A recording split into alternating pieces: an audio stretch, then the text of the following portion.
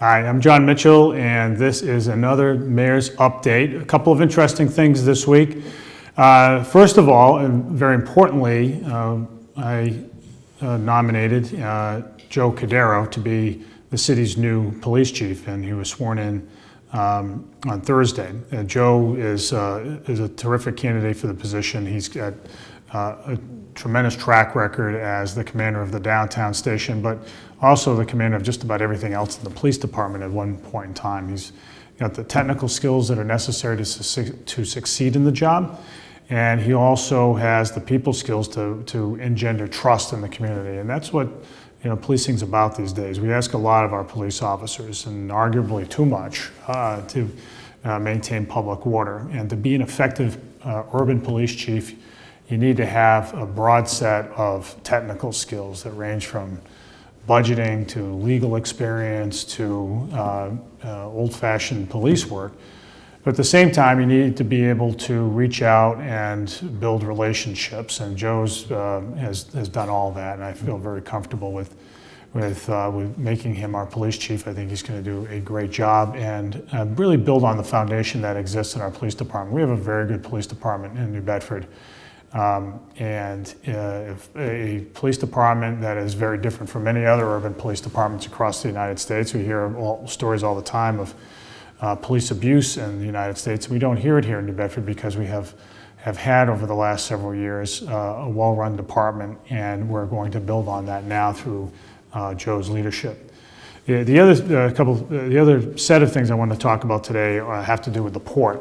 We are trying very hard to diversify our port because we think that our port can be the center of lots of different businesses. We want to continue to protect and strengthen and build our fishing industry first and foremost, but we also want to continue to develop other lines of business activity. Our recreational boating sector is growing, and we've seen our marina slips fill up already this summer. And a couple of other new things are worth noting. So first, we just had the first Nantucket ferry service from New Bedford in over 50 years. It's a great occasion, and it really helps build on the existing ferry service to Martha's Vineyard. That is going to create a lot more business activity in New Bedford, especially in attracting people here to the city to check us out and see all the great things that are going on.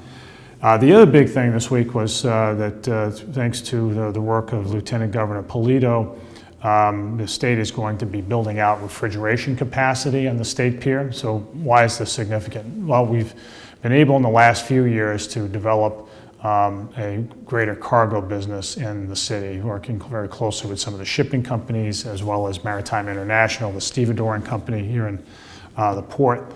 And we've seen an uptick in cargo tonnage such that over the last couple of years we've gotten in to port anywhere from 17 up to 19 freighters. Every one of those freighters represents an injection of about $250,000 in our local economy. The problem is that because they ship fruit, they actually ship clementines from North Africa, they can only do business in the winter time when temperatures are cold enough to keep the fruit right.